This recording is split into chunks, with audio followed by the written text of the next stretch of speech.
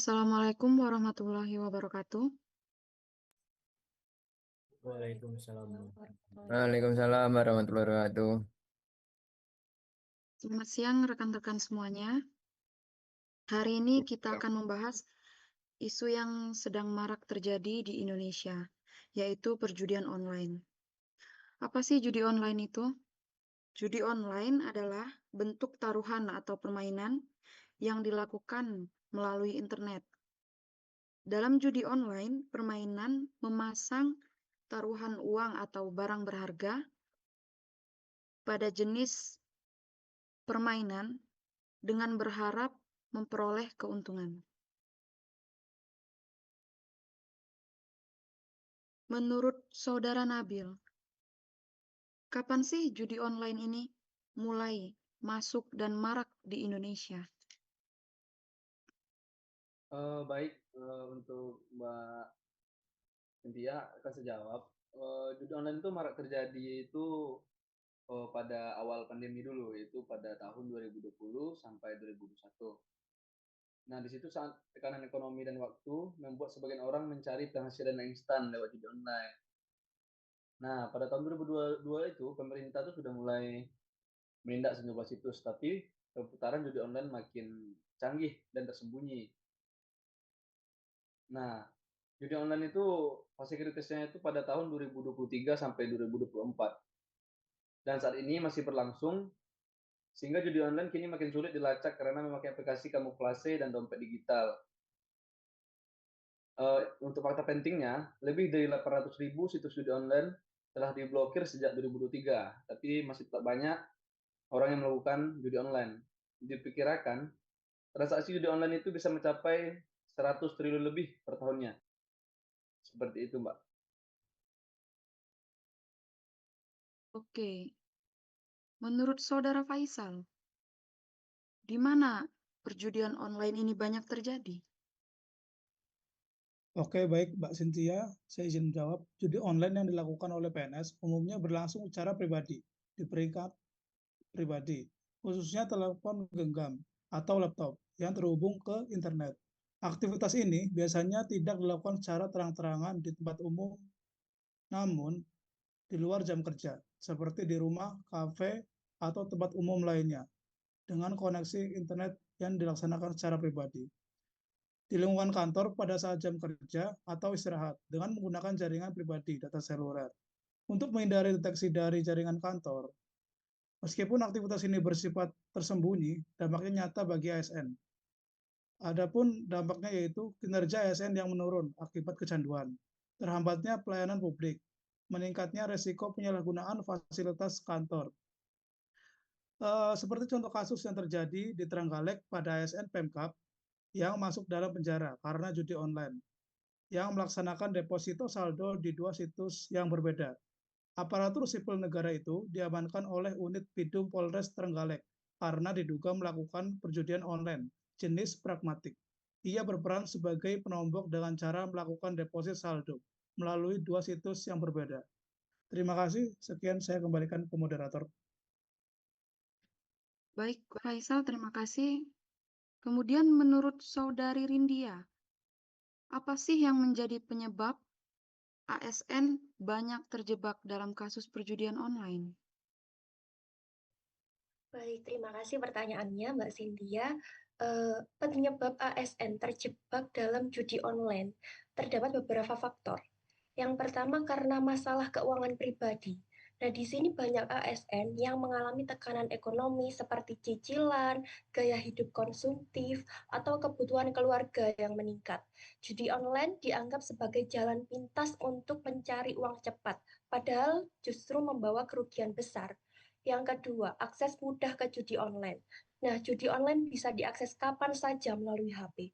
Banyak situs menggunakan jaringan luar negeri atau kamuflase agar tetap bisa dibuka meski diblokir pemerintah. Yang ketiga, karena kurangnya pengendalian diri dan kesadaran etika. Nah, beberapa ASN tergoda untuk sekali coba dan akhirnya kecanduan. Mereka lupa bahwa sebagai pelayanan publik, integritas adalah hal yang utama. Yang keempat, terdapat pengaruh lingkungan, di mana kasus ASN yang ikut bermain karena diajak teman kantor atau komunitas, jadi dianggap bisa karena dilakukan ramai-ramai atau tidak diawasi langsung. Nah, yang terakhir karena kurangnya pengawasan dan sanksi yang tegas. Selama ini, belum semua instansi punya sistem pengawasan digital atau pemeriksaan rekening keuangan pegawai. Jika tidak ketahuan, pelanggaran pun terus terjadi. Nah, itu penjelasan dari saya, Mbak Cynthia. Terima kasih. Baik, menurut Saudara Sukma, jadi sebenarnya siapa sih yang bertanggung jawab atas masuknya dan adanya perjudian online di Indonesia ini? Baik, terima kasih atas pertanyaannya. Judi online makin marak di Indonesia. Siapa yang seharusnya bertanggung jawab? Yuk kita bahas satu-satu. Yang pertama, ada pemerintah dan regulator. Kominfo mempunyai tugas utama untuk memblokir situs judi online. Karena judi online semakin sulit dikendalikan, pemerintah membentuk satuan tugas atau Satgas pemberantasan judi online yang melibatkan berbagai instansi lintas sektor seperti Kominfo, Polri, OJK, PPATK, dan lainnya. Yang kedua ada penegak hukum seperti Polri, Kejaksaan, dan PPATK. Penegak hukum memang berwenang menangkap pelaku judi online. Namun banyak pelaku utama berada di luar negeri sehingga sulit dijangkau. Sementara di dalam negeri banyak yang ditangkap justru adalah korban. Yang ketiga ada penyedia layanan keuangan, biasanya dari bank atau e-wallet, wajib mengawasi transaksi mencurigakan yang mengarah ke situs judi. Yang keempat, dari individu termasuk ASN atau warga biasa. Mereka yang terlibat dalam perjudian harus bertanggung jawab secara moral dan hukum. Khusus bagi ASN, terdapat kode etik yang harus dipatuhi, dan pelanggaran dapat berujung pada sanksi yang berat. Yang terakhir, yaitu dari masyarakat dan keluarga. Itu sangat berperan penting dalam pencegahan lewat edukasi dan pengawasan. Jadi kesimpulannya, judi online bukan cuma masalah hukum, tapi juga masalah kesadaran bersama, tanggung jawab kita semua. Terima kasih. Baik, Saudari Sukma. Terima kasih. Kemudian,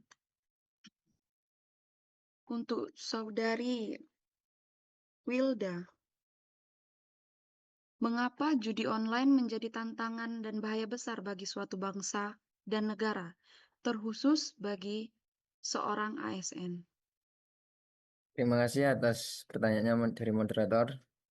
Judi online menjadi tantangan dan bahaya besar bagi suatu bangsa dan negara, khususnya bagi ASN, aparatur sipil negara. Karena beberapa alasan krusial.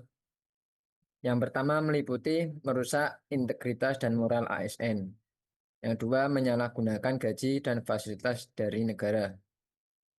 Yang ketiga memicu ketergantungan dan masalah ekonomi pribadi. Yang keempat, ancaman terhadap ketahanan nasional. Yang kelima, melanggar hukum dan konstitusi. Yang keenam, bertentangan dengan nilai-nilai bela negara.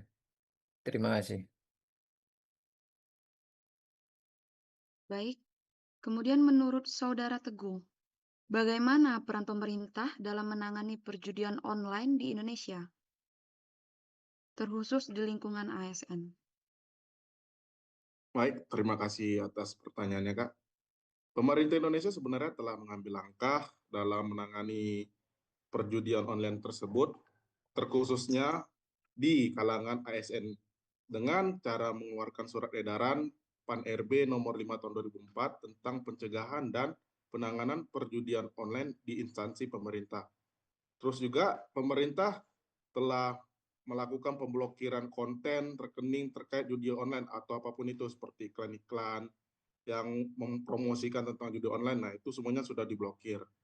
Terus juga apabila didapatkan ASN tersebut terlibat dalam perjudian online, maka pemerintah memberikan sanksi yang sangat tegas terhadap ASN tersebut agar bisa memberi pembelajaran bagi ASN tersebut.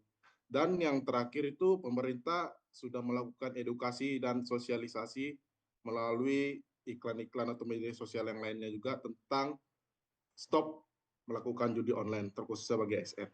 Sekian jawabannya, Kak. Baik, menurut Saudara Elsa, menurut saudara sebagai masyarakat Indonesia, apa yang harus dilakukan agar saudara tidak masuk dan terpengaruh ke dalam dunia perjudian online? Baik, terima kasih Mbak Adi atas pertanyaannya. Izin menjawab. Menurut saya, judi online ini suatu hal yang awalnya itu coba-coba. Untuk mengatasi agar kita tidak terjerumus atau masuk ke dalam judi online ini, yang terutama itu pasti dari diri sendiri. Hindari semua pengetahuan atau info atau informasi tentang judi online ini. Jadi tidak perlu kita cari tahu apa itu judi online sih, bagaimana sih cara mainnya. Kemudian menyadari bahwa akibat dari judi online ini apa. Kemudian selain dari faktor diri sendiri, yang faktor penting lain yaitu lingkungan. Kita harus bisa memilih lingkungan yang baik, lingkungan kerja yang baik, menghindari apabila ada teman kita, bahkan bila perlu kita harus saling mengingatkan. Jadi menghindari dan memilih-milih lingkungan. Mungkin dengan kita mengisi kegiatan-kegiatan sehari-hari dengan kegiatan positif seperti menyalurkan ke dalam hobi atau hal lain yang bermanfaat agar terhindar dari judi online ini. Mungkin seperti itu Mbak Ade. Terima kasih. Baik, terima kasih Saudara Elsa. Lalu untuk Saudara Arif, apa sih yang seharusnya dilakukan pemerintah dalam mencegah perluasan judi online di Indonesia? Baik, terima kasih Mbak Cynthia. Selain yang sudah disebutkan oleh teman-teman tadi, mungkin ada beberapa yang harus diperhatikan lagi dalam penanggulangan judi online ini. Yang dimana yang pertama itu pemantauan dan pengawasan internal. Jadi pemerintah memperkuat sistem pengawasan kepegawaian termasuk audit internal dan evaluasi integritas pegawai. Kemudian di era sekarang pemerintah dapat memanfaatkan teknologi digital untuk memonitor aktivitas keuangan yang mencurigakan, terutama dalam transaksi gaji dan tunjangan. Kemudian adapun membuat regulasi yang disesuaikan dengan perkembangan zaman sekarang dengan menggunakan teknologi di mana pemerintah juga harus bekerja sama tentunya dengan Kominfo untuk memblokir situs dan aplikasi judi online dan mempercepat deteksi situs baru lewat AI dalam sistem otomatis sehingga kasus-kasus baru akan cepat terdeteksi. Kemudian yang terakhir mungkin pemerintah bisa saja memberikan pembinaan dan rehabilitasi, yaitu menyediakan dukungan psikologis dan finansial bagi ASN yang kecanduan judi terutama jika yang terjerat utang. Kemudian membentuk tim penanganan ASN beresiko, misalnya yang punya riwayat hutang atau masalah disiplin. Jadi seperti halnya judi online ini tidak dapat ditindak jika tidak ditindak serius, maka judi online bisa merusak integritas birokrasi, memburuk citra pemerintah dan membuka ruang untuk korupsi. Maka kombinasi antara penegakan, pencegahan dan pembinaan sangat penting agar masalah ini tidak meluas. Sekian dari saya Mbak Cynthia. Terima kasih. Baik, terima kasih. Jadi menurut Saudara Narendra, apa sih kesimpulan dari pembicaraan kita hari ini? Baik, terima kasih Mbak Cynthia. Kesimpulan yang bisa saya ambil dari diskusi kita pada podcast kali ini terkait judi online yang dilakukan oleh seorang ASN, saya bagi dalam beberapa poin. Yang pertama, keterlibatan ASN dalam judi online merupakan pelanggaran hukum serta pelanggaran terhadap kode etik dan disiplin ASN sesuai dengan peraturan pemerintah nomor 94 tahun 2021. Kemudian yang kedua, tindakan tersebut mencoreng nama baik ASN sebagai abdi negara dan merusak kepercayaan masyarakat terhadap institusi pemerintah. Kemudian yang ketiga, ketergantungan pada judi online dapat menurunkan produktivitas, fokus kerja, dan integritas ASN dalam menjalankan tugasnya. Kemudian yang keempat, ASN yang terbukti berjudi online juga dapat dikenai sanksi disiplin berat hingga pemecatan dan bahkan proses pidana. Kemudian kegiatan preventif yang bisa dilakukan yakni meningkatkan sistem pengawasan dan pelaporan perilaku ASN melalui unit pengawasan internal dan penggunaan teknologi informasi. Kemudian rutin mengadakan pembinaan mental, etika profesi, dan sosialisasi hukum kepada ASN agar memiliki kesadaran hukum dan moral yang tinggi. Selanjutnya menyediakan fasilitas konseling, pengelolaan keuangan pribadi, dan program kesejahteraan untuk mengurangi risiko ASN mencari pelarian dalam judi online. Memberikan sanksi secara adil dan terbuka kepada pelaku agar menjadi efek jerah sekaligus peringatan bagi ASN lainnya. Kemudian yang terakhir, berkolaborasi dengan kepolisian, BKN, dan Kominfo untuk mendeteksi serta menindak ASN yang terlibat dalam aktivitas judi online. Mungkin demikian, Mbak Cynthia. Baik, terima kasih Narendra atas kesimpulannya. Saya berharap perjudian online di Indonesia setelah ini akan menjadi berkurang dan tidak ada lagi perjudian-perjudian online lainnya selanjutnya terkhusus di lingkungan ASN. Terima kasih untuk semua rekan-rekan atas waktu dan pemikirannya yang telah disumbangkan dalam forum ini. Apabila saya ada salah kata dan salah perbuatan, saya mohon maaf. Saya akhiri. Wassalamualaikum warahmatullahi wabarakatuh. Waalaikumsalam. Waalaikumsalam warahmatullahi wabarakatuh.